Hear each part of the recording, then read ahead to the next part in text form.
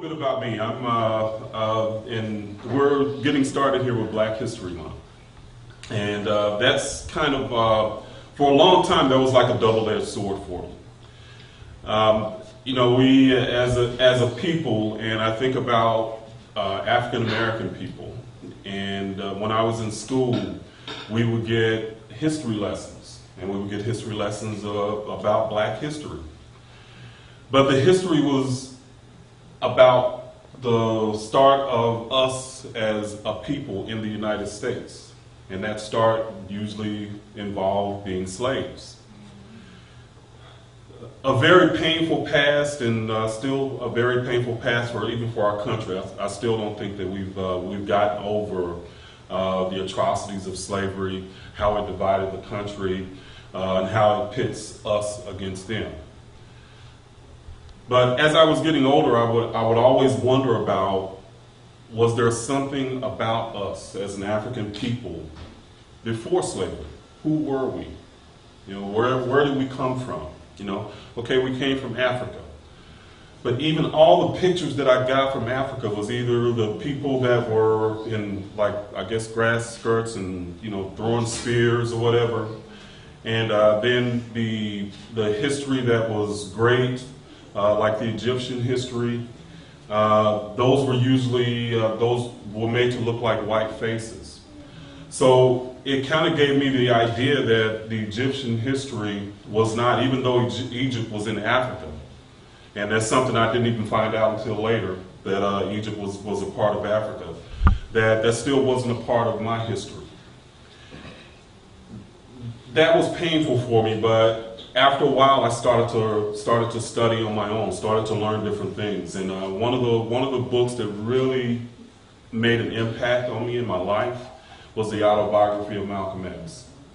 I would recommend anybody to read that book. It's a very good one. But Malcolm X got into a lot of the psychology of racism and a lot of the psychology of us as a people, as a Black people. He read a lot of books, and one of the things that I learned from that book was when he read something, I so admired who he was and who he was as a human being, as a person. I wanted to know what he knew. I wanted to learn what he learned. I've never been a type of person that just accepted what people said to me, or what people told me. If somebody told me how something was or how it was supposed to be, hey, where did you get that information? So even today, I want you guys to ask that same question of me. Where did I get that information? Because there's going to be, all of us have a circle of knowledge. And in that circle is just what we know. But there's a vast amount of knowledge that's outside that circle that we don't know. And there's a vast amount that we can learn. So I'm going to share some ideas with you today that might be out of your circle of knowledge. But I would ask you to just, one, keep an open mind, and two, if there is something that does not jive with you, don't dismiss it. Check it out. If you want to refute it, check it out. Find the things that can refute that information. Okay? Malcolm X was a Muslim. I grew up Christian. So reading his book, I got a window into a different religion that I had never gotten before. And what I noticed was that there was a lot of similarities between Islamic thought, and Christian thought. Okay, sorry, I gotta move. All right. So I started to wonder, it made me start to wonder if there was some similarities. Why were there similarities? And where did they come from? So it made me want to get to the essence of what religious teachings was, because I had a suspicion that they all had a common ancestor, so to speak. And that's where Egypt came in for me. Now, there's a gentleman by the name of Robert Bauval that basically talks about a land before pre-dynastic Egypt. And a lot of things we now know today come from pre-dynastic Egypt. But he says that pre-dynastic Egypt probably owes most of its history and knowledge to a people that were long before pre-dynastic Egypt. Probably 10,000 to 15,000 years before. So that's his idea. There are other people that say that the civilization that we know of as Egypt was called Kemet. And Kemet was people say it was called Kemet because it was the Black Land. It was the Black Land of the Nile, and when the river flooded, I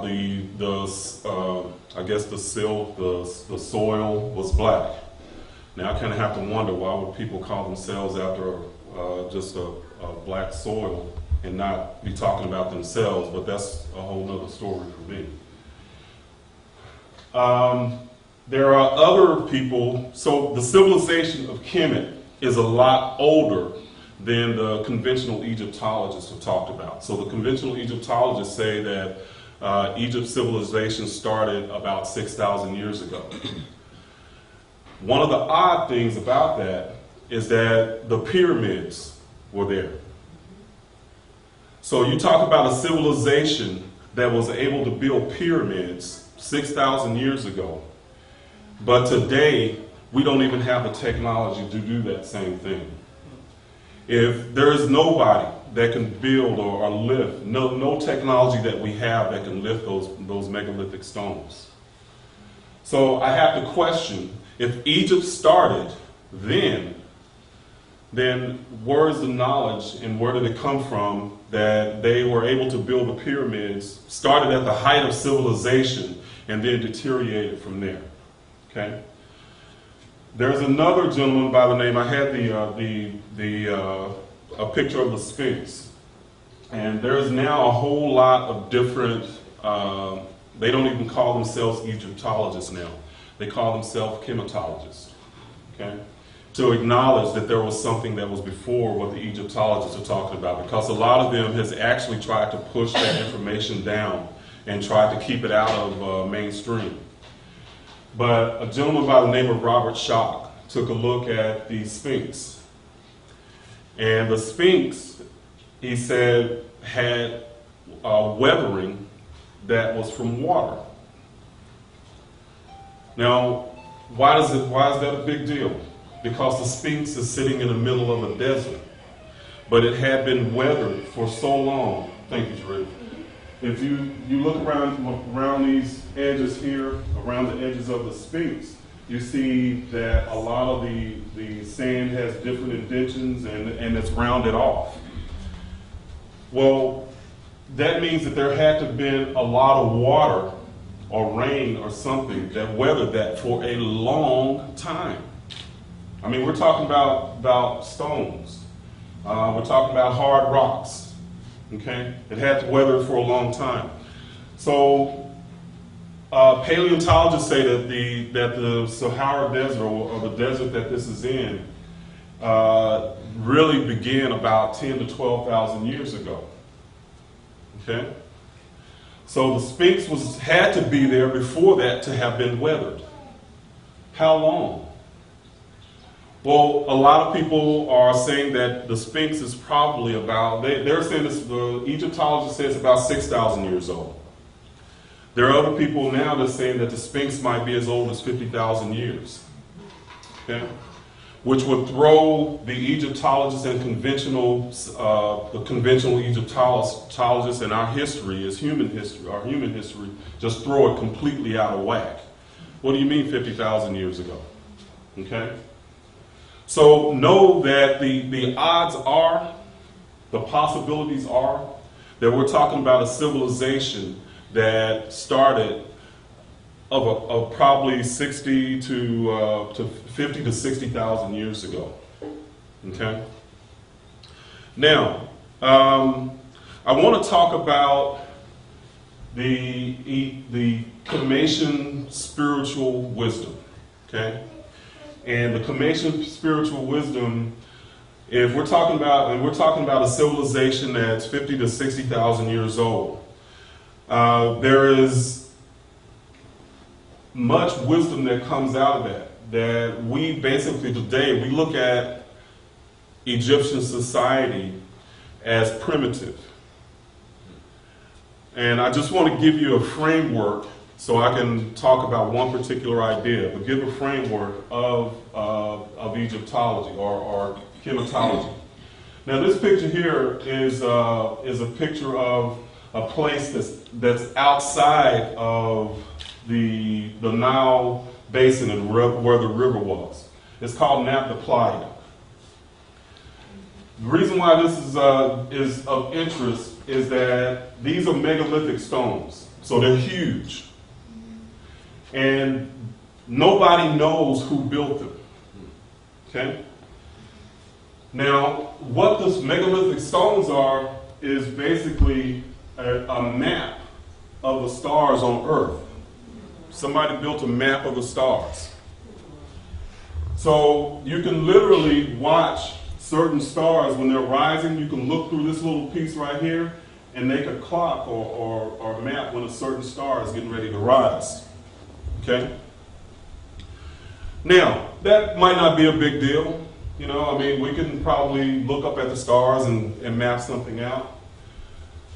But this primitive society, or so-called primitive society, built these megalithic stones and made this what people now look at as an observatory. Outside of the picture, there are other stones that coincide with these. Okay?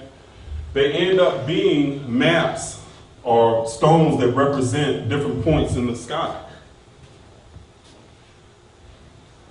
We did not know, what it ended up being, when they built this observatory, they made and put the stones to scale, or put the stones to the length of the stars, the distance of the stars, and they mapped it to scale.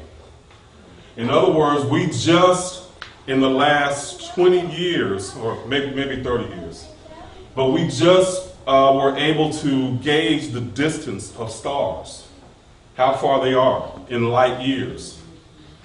Well, these stones at Nap de Playa are exactly the number, they put them the number of light years away back over probably 50,000 years ago.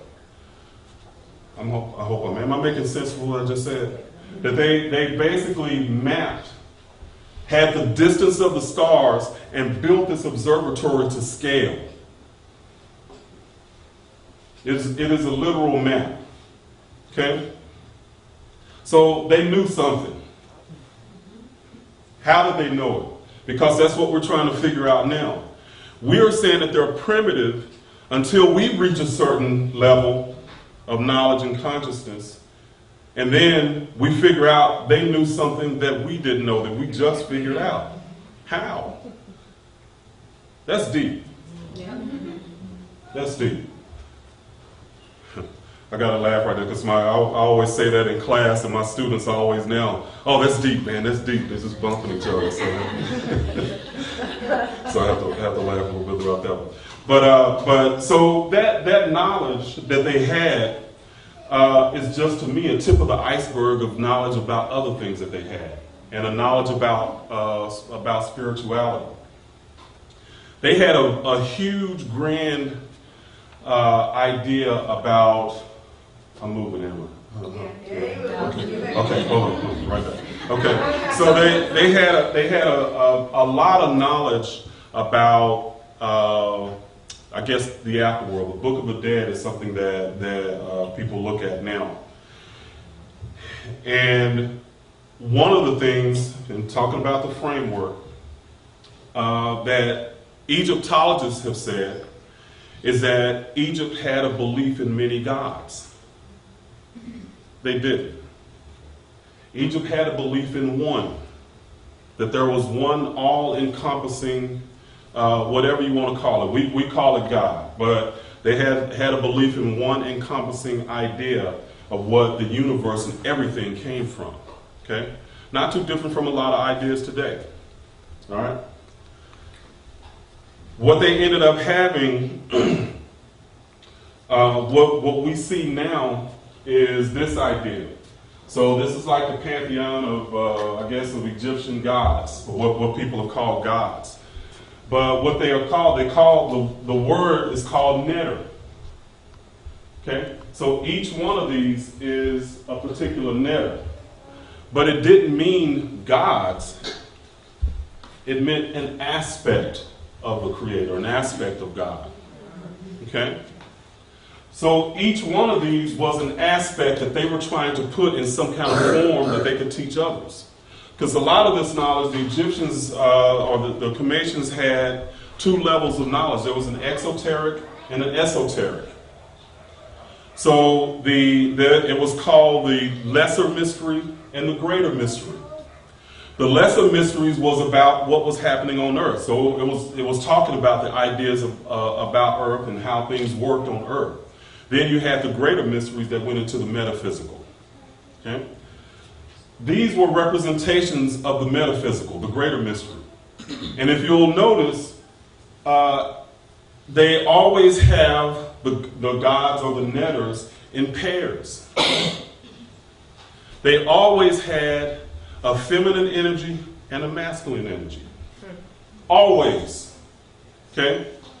It was a representation of a bigger idea. Okay? Now, let's see. Hopefully this will work. So just one simple little idea to talk about,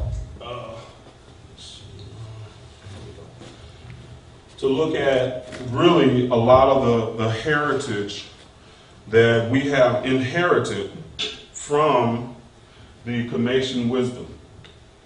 So the bigger idea. So we got a masculine and a feminine. So Geb and Nut are, Geb is representative of the earth and Nut the sky. Okay? So got a masculine and feminine energy. Now probably you've heard of Osiris, Isis, and Horus. The Egyptian called them Aset, Asar, and Heru. So one of the main ideas that they had was that everything comes from the one. How would this be represented? Okay, so we got the one. Okay, I'll just make that a little dot. So everything comes from the one. Everything that is and ever was, ever will be, comes from the one. Then the one wanted to experience something. Okay? The Egyptians or the Cometians call this feminine, the passive, or this the passive energy, and then this the passive and the active. Okay? So we came from the one, and then we got a passive and active energy.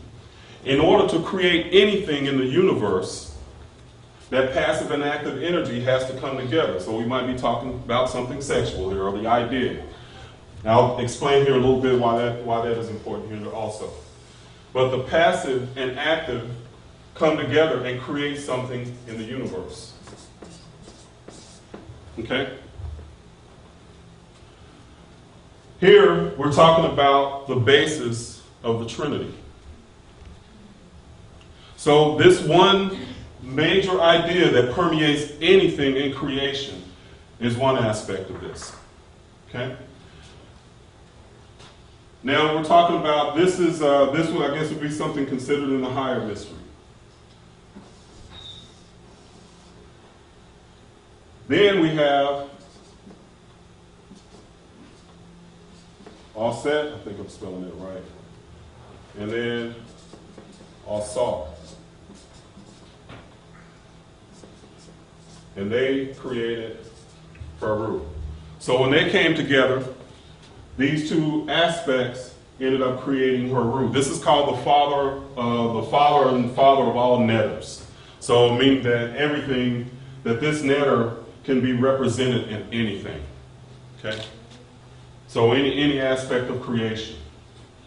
All right? Now, so that's one simple idea that they represented that takes on a whole nother, all kind of other big ideas that ends up being passed down to us as something religious. Okay? One of their other big ideas that they had was an idea of correspondence. In Egyptian thought, Kemetic thought, correspondence was the idea that something that was, well, hold on a minute, I want to make sure I get this one right. Okay. So it infused their art, philosophy, science, everything. It was a part of that. But correspondence is the idea that the mental, material, and metaphysical universe is all connected. It's all one thing. All right? So another way to say that is what you see comes out of what you can't see. So the invisible universe contains the template of our reality. So everything that we see, everybody that's in front of us, it came out of the invisible. Okay? What you see is a representation of what you can't see. Look at this marker. This marker came out of something. It's real. We can touch it. But what did it come out of? How was it manifested? So what you see, it comes out of something that you can't see. Okay? Another way of looking at that is what you see is the form. This is the form of the substance.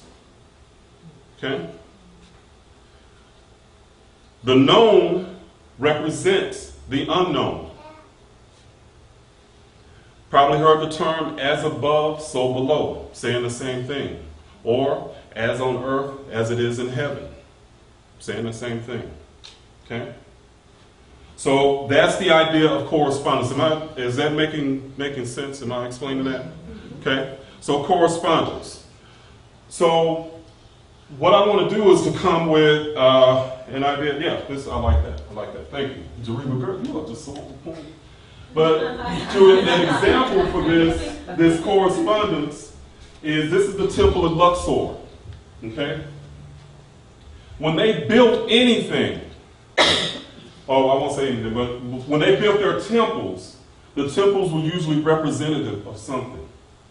This temple of Luxor, what people discovered later, was actually a representative. It was built to represent the parts of the human body. To where when they built the head, there was 12 pillars in this part of the temple right here. Okay? Temple. Okay? There was 12 pillars. It all represented nerves that run through. I think it's called dendrites. Somebody can help me with this. Is it dendrites? Okay, thank you. That the 12 dendrites in our skull, or in our brain. Okay, and how they connect. How did they know that? Okay. They have megalithic stones, the walls. Like right here is the knees. Okay? At that point where they built that wall, they literally, most walls, if you look, they have a 90-degree angle. You see two edges put together. They have megalithic stones that literally curve. There's not a 90-degree angle there. Okay? It literally curves and it represents the knees, how the knees work. Okay?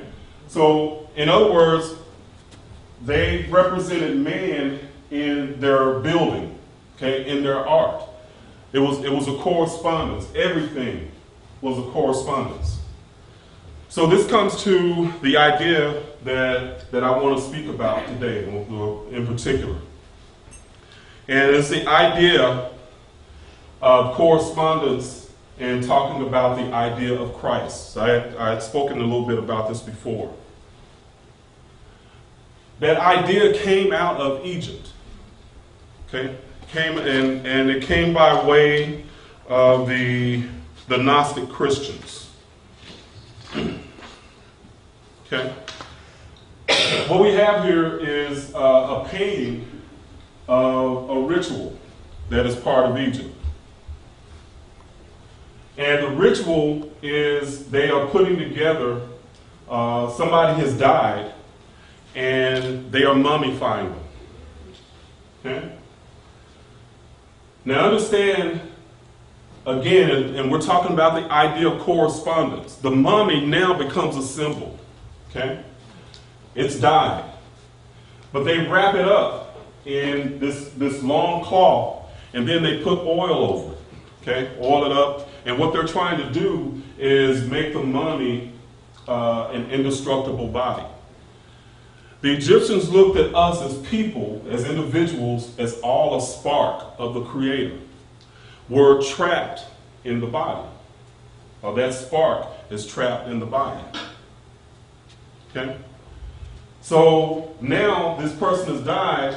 This mummy becomes a representation of the person now leaving the body, or the energy of that person, the ka of that person, the soul of that person, now leaving the body. They end up preparing it, and they call it a mesu. The mesu means anointed. So they oil it up, and they oil the anointed, or the anointed with oil, the mesu. Now imagine the mummy being laid out. Okay? What they end up doing is at some point, and what you see here, they elevated the mummy. Elevated or resurrected the mummy. Okay?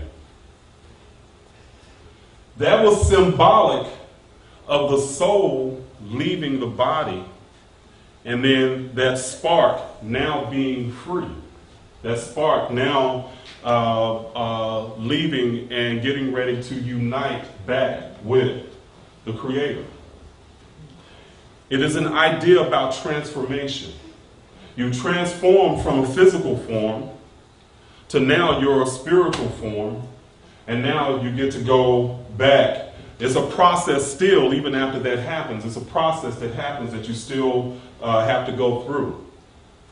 But that form that they call they call it Asahu, S-A-H-U, Sahu, which meaning that it is a spiritual body. You're now a spiritual form.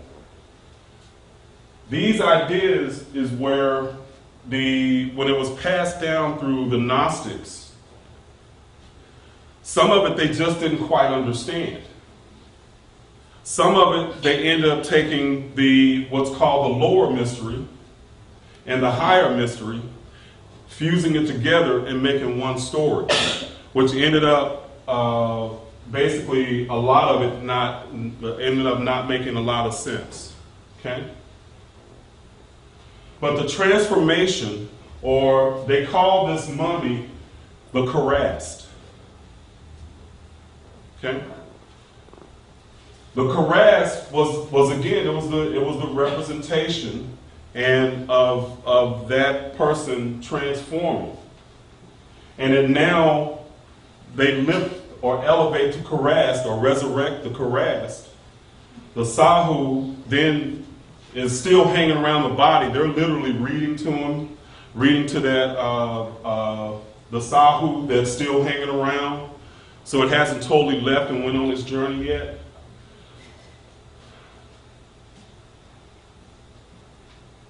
So it became everybody had the ability, or everybody at some point was a Karast. All of us has the ability at some point to transform. All of us has the ability to do that in our lives every day. To transform. To become a Karast or a Christ. Not just one individual that we're all supposed to emulate or be like. Everybody knows when you're trying to be like somebody else, it's just about impossible. Okay? But transforming yourself, being who you are, that authentic individual that you are, now that becomes power. It empowers you. So I would ask you today, when you're talking about going through your life and you're looking at your life, recognize that what you see is a representation of what you can't see. Your life is the metaphor of the soul. Christ is the metaphor for transformation. Every day you have the opportunity to be Christ. You have the opportunity to transform.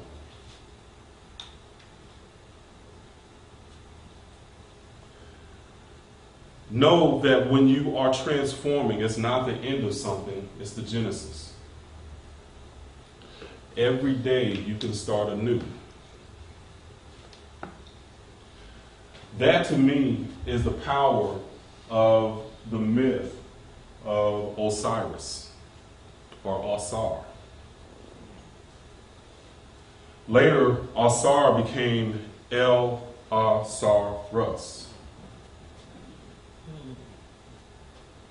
Take the E off. Okay? Lazarus, that was raised from the dead.